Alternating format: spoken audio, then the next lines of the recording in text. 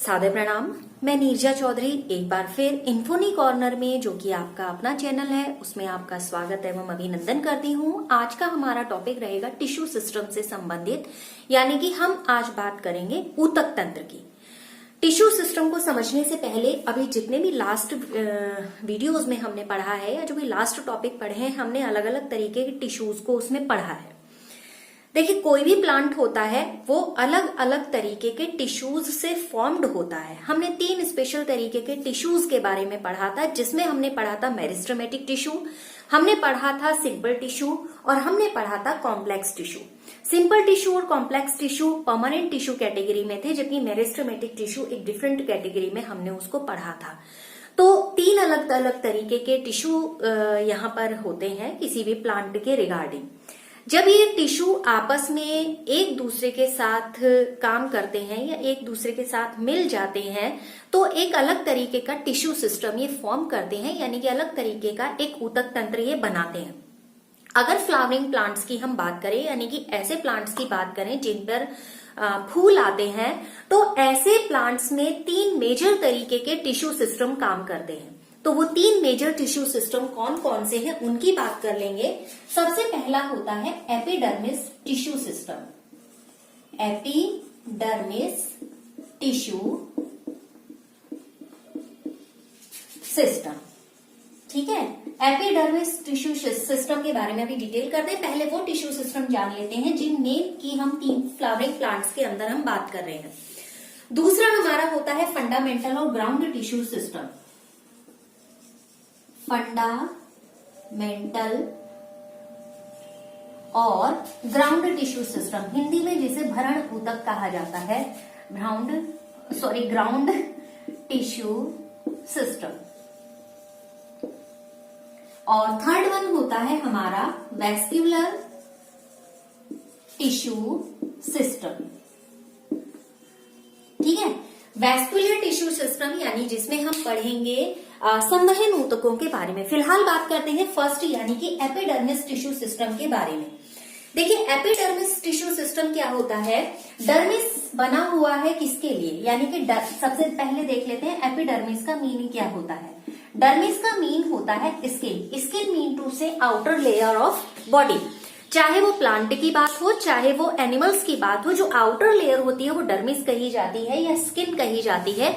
यहाँ पर एपिडर्मिस यानी कि आउटर लेयर ऑफ प्लांट, यानी वो वाली लेयर जिसे बाह्य त्वचा हिंदी में कहते हैं, जो प्लांट का प्रोटेक्शन करने का काम करती है। बात करते हैं कि एपिडर्मिस के और क्या क्या काम होते हैं। रही बात, एपिडर्मिस के कई काम होते हैं, जैसे हमारी स्किन का काम होता है प्रोटेक्शन करना, तो ऐसे ही यहाँ पर क्या होते हैं, एपिडर्मिस प्लांट के लिए प्रोटेक्शन भी करता है, सीक्रेशन भी करता है, एब्जॉर्प्शन भी करता है, एक्सक्रीशन भी करता है, और साथ ही साथ गैसियस एक्सचेंज के लिए भी एपिडर्मिस टिश्यू सिस्टम रिस्पॉन्सिबल होता है। तो ये मेन फंक्शंस थे टिश्यूज, या मेन फंक्शन थे एपिडर्मिस के, कि एपिडर्मिस का प्लांट में क्या रोल होता है। ये एपिडर्मिस जो होती है पैथोजन के अगेंस्ट भी प्रोटेक्शन का काम करती है, यानी कि पैथोजेंस जो रोगजनक होते हैं उनके अगेंस्ट भी यहाँ पर प्रोटेक्शन का काम करना इसका मेन फंक्शन के अकॉर्डिंगली आता है। जो एपिडर्मिस है उसकी सेल्स एलोंगेटेड होती हैं और कॉम्पैक्टली अरेंज्ड होती हैं। जो आउटर लेयर होती है, यानी इसकी आउटर, इस तरीके की ये आउटर लेयर होगी, ठीक है। इस तरीके की ये सेल्स होंगी, सिंगल लेयर्ड भी हो सकती हैं। ये कॉम्पैक्टली अरेंज होती हैं, इनके बीच में किसी भी तरीके की गैपिंग नहीं होती है, यानी कि स्पेस नहीं होता है यहाँ पर, ठीक। तो ये जो सबसे बाहर की लेयर होती है ये क्या होती है, एपिडर्मिस होती है। अब आउटर लेयर मोटी होगी, लेकिन इनर लेयर जो होगी वो बहुत ज्यादा कैसी होगी, पतली होगी, थिन होगी। ये आपको दिख रहा होगा, मैंने इसको बोल्डली यहाँ पर दिखाया है डार्क लेयर से।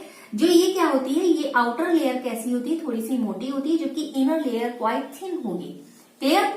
नाउ अगेन जो मेन फंक्शंस होंगे, एपिडर्मिस जो होगी रूट की, यानी कि रूट एपिडर्मिस की बात करेंगे। रूट एपिडर्मिस डिफर होगी ओरिजिन में, स्ट्रक्चर में और फंक्शन में। जब रूट में एपिडर्मिस की बात करेंगे तब इसको बोला जाता है एपिब्लेमा या पिलिफेरस लेयर कहा जाता है।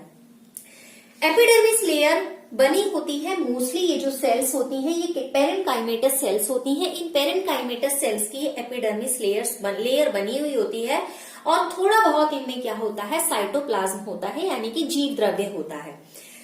अब कभी कभी इनमें ऐसा होता है कि वैक्यूल्स मिलेंगी, मतलब लार्ज वैक्यूल्स यहाँ पर प्रेजेंट होंगी। आउटर लेयर क्यूटिकल की बनी होगी और क्यूटिकल क्या काम करता है, क्यूटिकल का काम होता है वाटर लॉस को प्रिवेंट करना, यानी कि वाटर लॉस को कम करना। क्यूटिकल के काम को आप ध्यान में रखेंगे, वाटर लॉस को कम करने का ये काम करेगा, ठीक है। लेकिन क्यूटिकल रूट्स में एब्सेंट होगी, ये भी बात आपको ध्यान में रखनी होगी।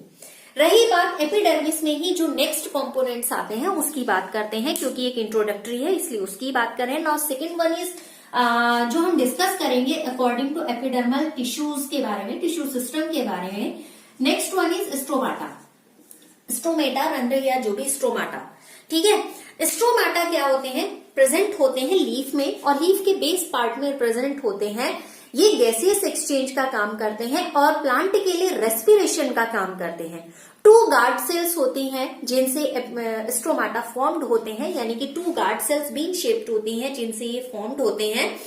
और ये गार्ड सेल्स कैसी होती हैं, बाय नेचर पेरेन्काइमेटस होती हैं। मैं इसको इसलिए ऐड कर रही हूं बिकॉज ये क्वेश्चन पूछा गया है, guard cells made up of which type of cells. तो guard cells made up of parenchymatous cells ने बाय नेचर गार्ड सेल्स कैसी होती हैं, पेरेन्काइमेटस होती हैं, यानी कि पेरेन्काइमा टिश्यूज के बने हुए होते हैं। स्ट्रोमाटा के मेनली 4 फंक्शंस के अकॉर्डिंगली अगर हम देखें तो stomata possess chloroplast, they perform photosynthesis absent in roots and absent in hydrophytes. Roots में एब्सेंट होंगे, हाइड्रोफाइट्स में एब्सेंट होंगे। Hydrophytes mean to say those plants which are aquatic plants, mean to say यानी कि जो जलीय पौधे हैं जो जल में होते हैं वहां पर स्ट्रोमाटा एब्सेंट होंगे, बिकॉज वहां पर जो रेस्पिरेशन होगा या गैसियस एक्सचेंज होगा वहां पर जो लोअर लेयर होती है यानी कि लीफ बेस्ड जो होता है वो वाटर में एम्बेडेड होता है। या फ्री फ्लोटिंग प्लांट्स की बात करें या ऐसे प्लांट्स की बात करें जो पूरे तरीके से एम्बेडेड होते हैं, पानी में कवर्ड होते हैं या डूबे हुए होते हैं, तो वहां पर स्ट्रोमाटा एब्सेंट होंगे। इस चीज को ध्यान में रखेंगे, that is the important point, absence in hydrophytes.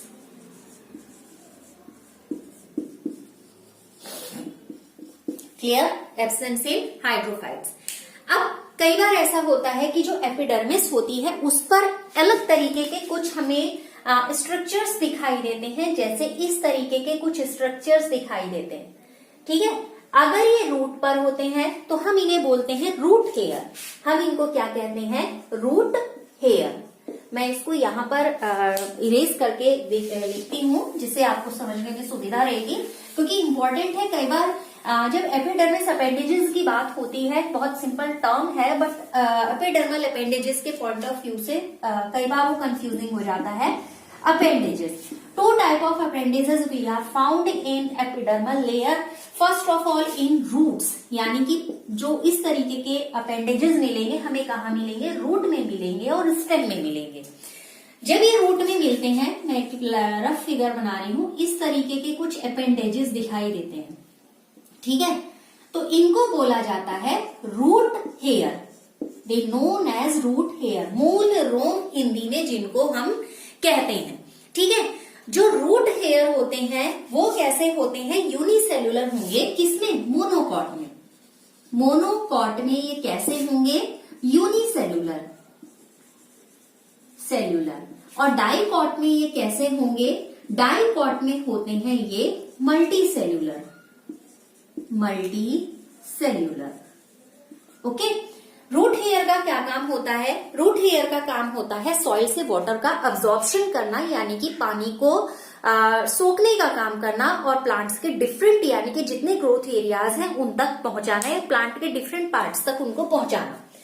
रही बात स्टेम की, स्टेम में इस तरीके के जो स्ट्रक्चर्स मिलते हैं, सपोज ये स्टेम है, स्टेम में इस तरीके के ये कुछ अपेंडेजेस जैसे मिलते हैं, ठीक है।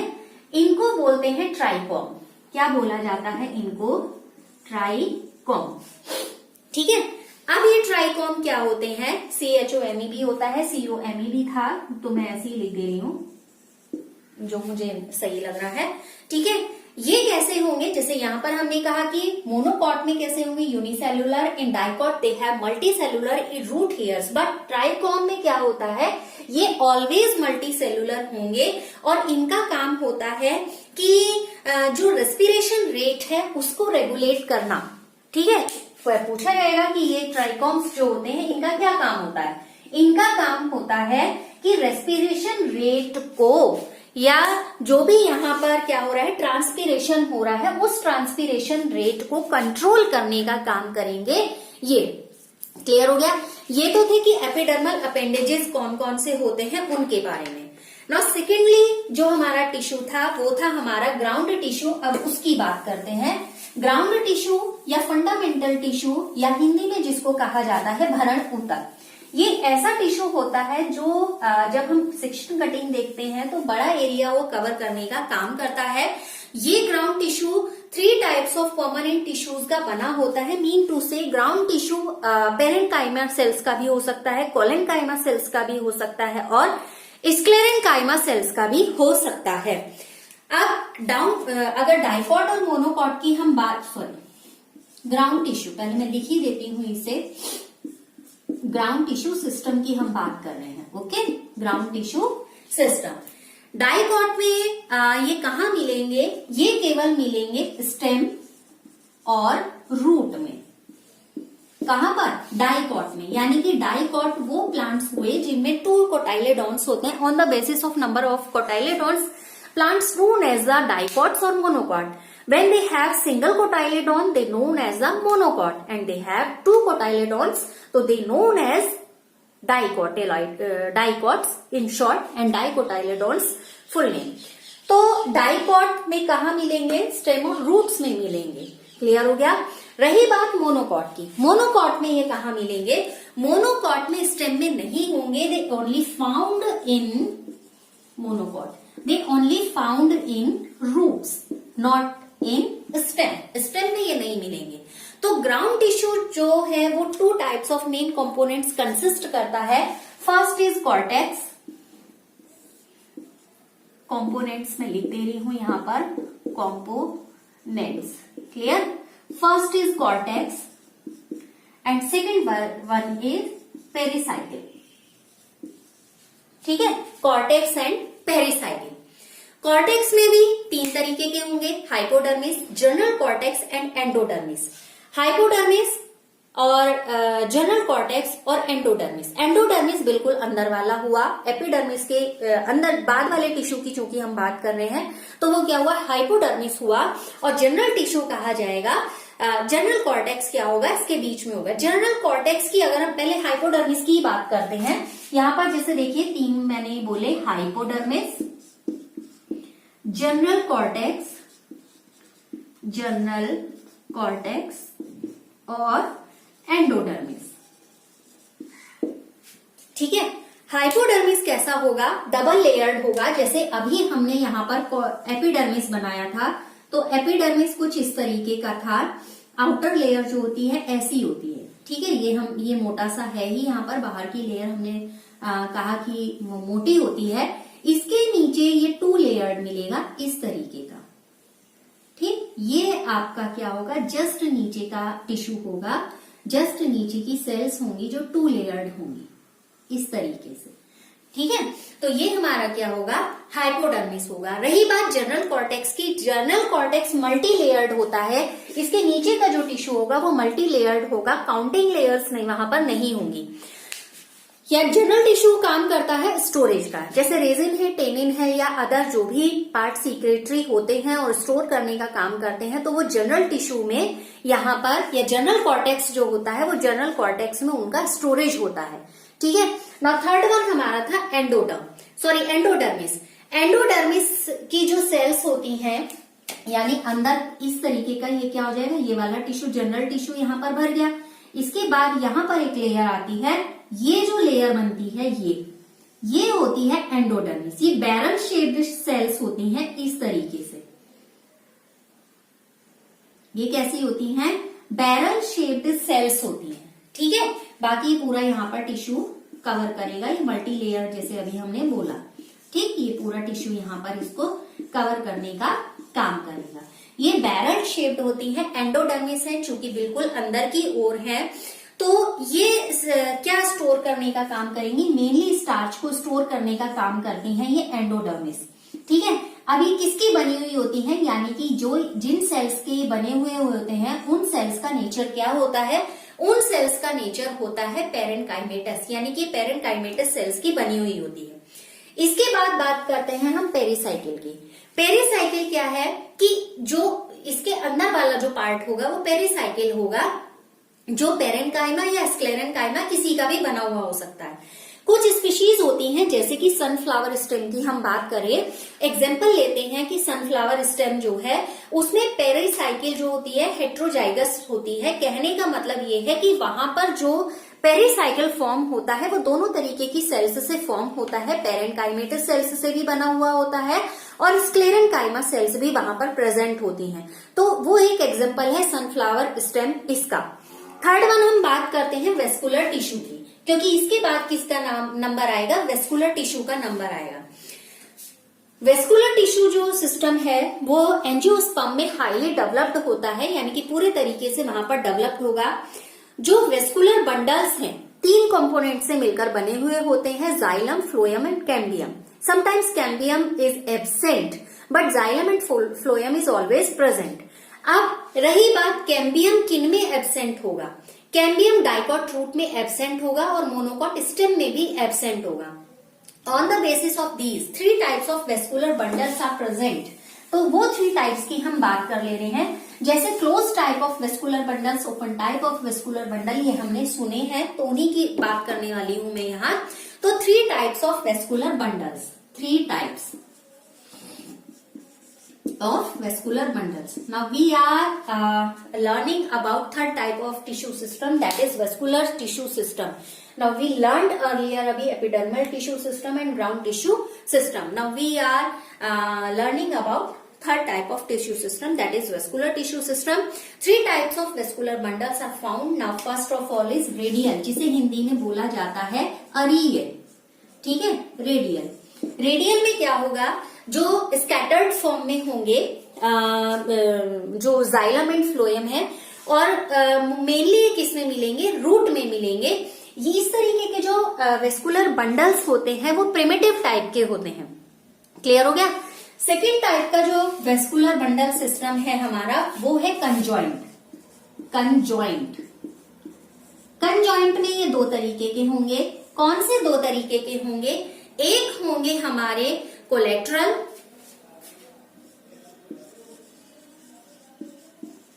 ठीक है, कोलेट्रल होंगे। दूसरे हमारे होंगे बाइकोलेट्रल।